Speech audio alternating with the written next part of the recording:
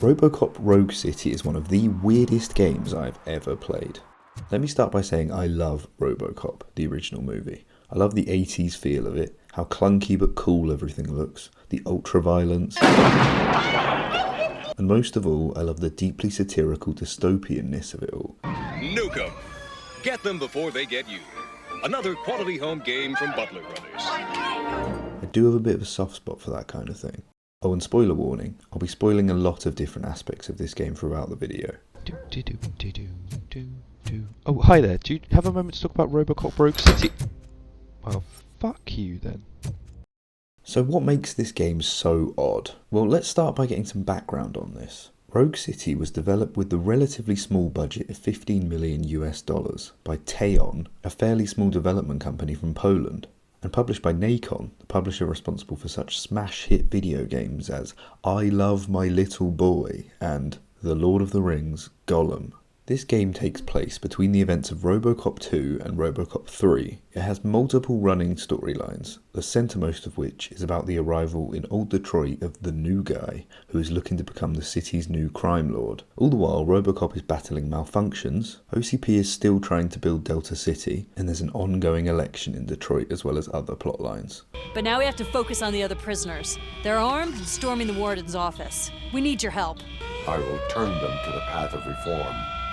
Yes, reform! Okay, so now that's out of the way, let's move on to the positives.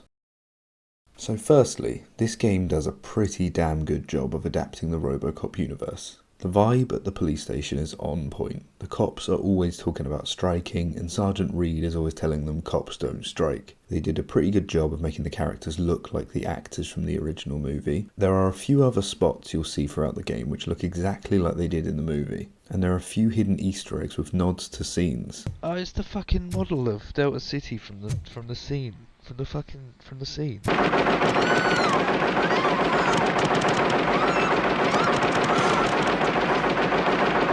Oh, that's so fucking cool.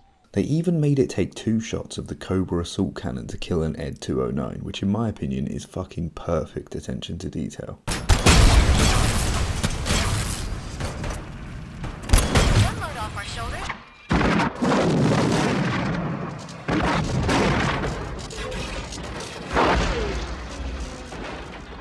The game does a pretty good job of capturing the dystopian satire of the world of RoboCop 2. Are you like me? Are you a true environmentalist? Do you appreciate the majestic beauty of nature? And do you feel helpless knowing that every year more and more species are becoming extinct? You know what they say. If you can't beat them, join them. Last Chance Safari. See all the endangered species before it's too late. Additional fee to use your personal rifle may be required.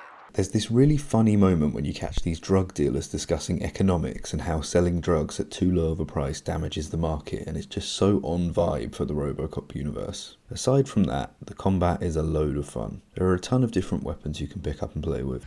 Oh yeah. You can have fun with getting some kills with throwables, Bonk! or going full punchy mode. Oh hello. Oi, fuck you! Fuck! You!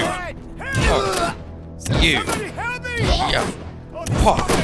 Get fucked! The environment is somewhat destructible too, which is cool. Fuck you! There is literally no end to the fun you can have throwing people up in the air. Goodbye! Oh, that's fucking awesome, they fly for miles. See you later. Hey, and you! And you! Oh, shit. Wait. Oh, yeah, you, come here. Oh, hey, vote that guy. Yeah. I wonder how high they can fly. Whee! That high. Yeet. That's a very nice gun you've got there. See you later. Hey you, come here. And... oh my god, that's so fucking cool. Hey you! Fuck off. Hey, and you! Fuck you! And... get shot, you little bitch! But the OG RoboCop pistol is still probably the best weapon in the game, as it should be. And RoboCop also feels sufficiently indestructible, which is nice. Well, that was fucking stupid. There are a bunch of cool bosses too, which you can have a lot of fun with. Hey, Ed, have a seat. Again, that was really funny. Hey, Ed. Ah, fuck! And there are also these little combat competitions in some of the missions which can be pretty enjoyable. There's exploration to be done and some secrets to find, though they aren't really overly worth it or required in any way to progress the game. There are some cool side quests where you do a bit of fun detective work. Ah, family photo. Wait, hang on a minute.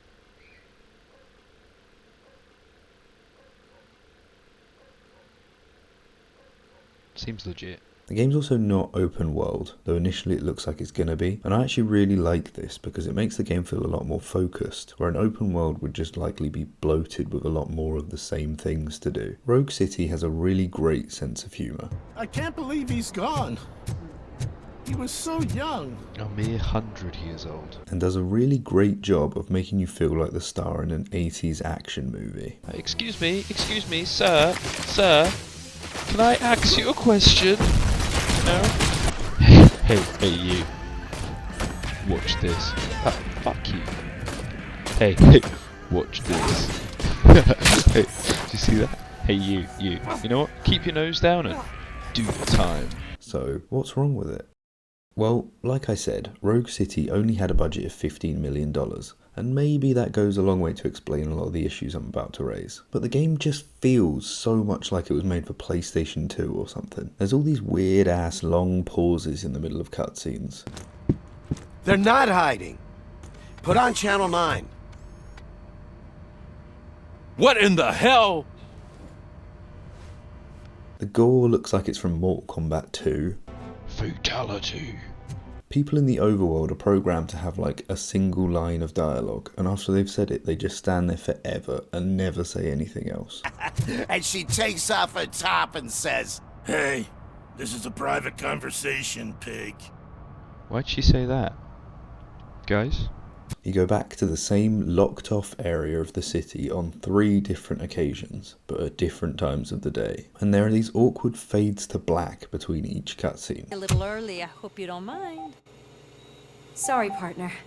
It's my fault. And then there's the fact that the soundtrack pretty much comprises of 2 songs, and you end up hearing each of them about 1 billion times throughout the course of a playthrough. The performance is also pretty ass at times, and the movement is kind of janky, though I suppose you can explain that away by being RoboCop. All of these things sort of add to the charm of the game, but in many ways they also sort of don't.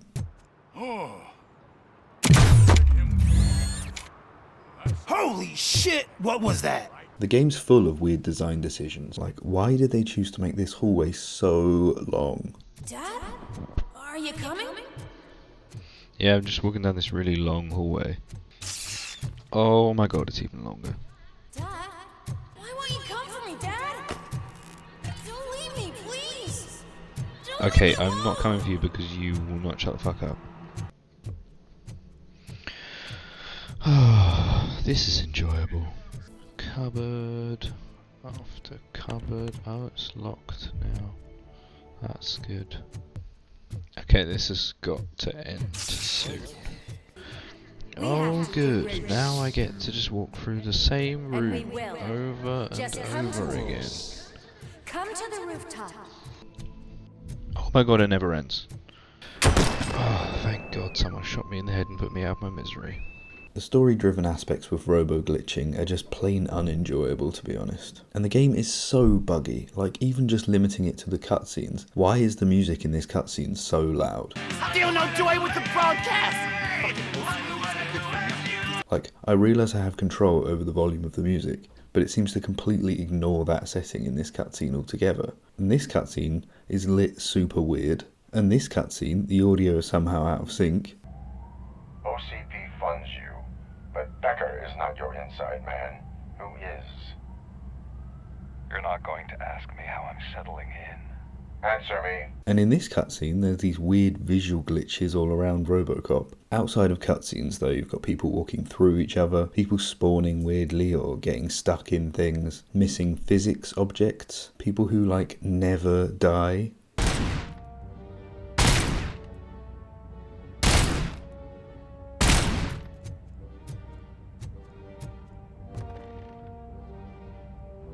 What the fuck? And this? What is this? Nothing in here.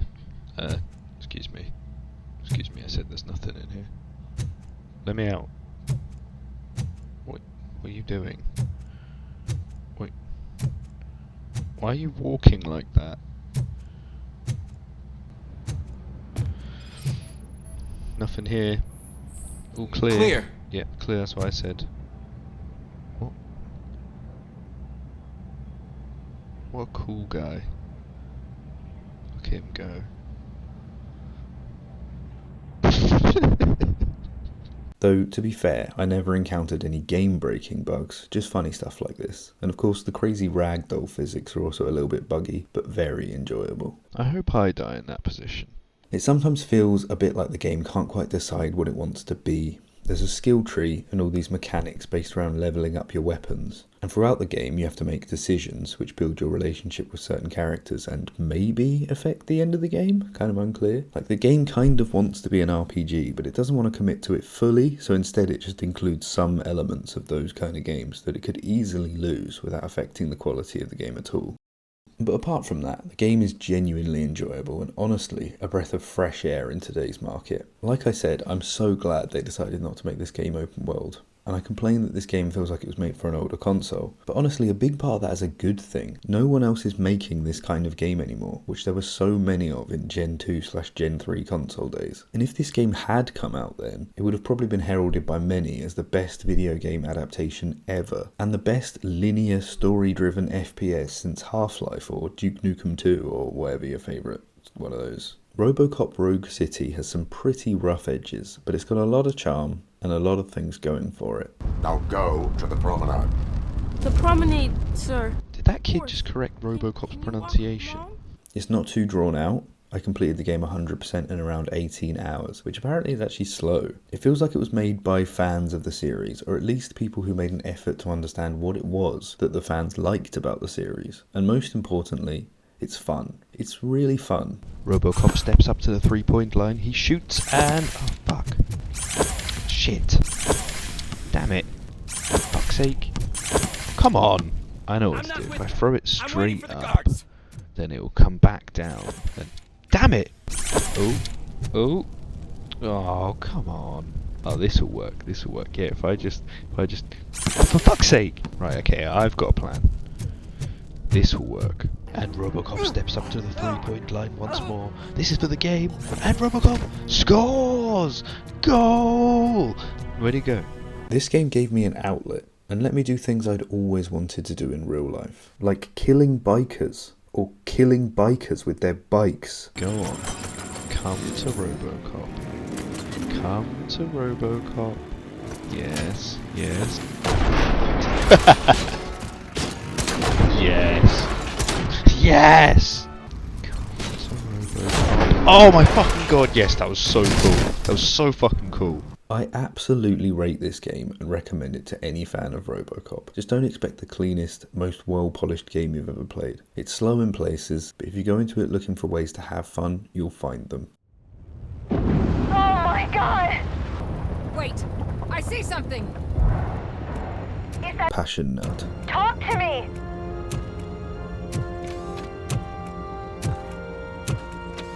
Passion nut. It has always been. Passion nut.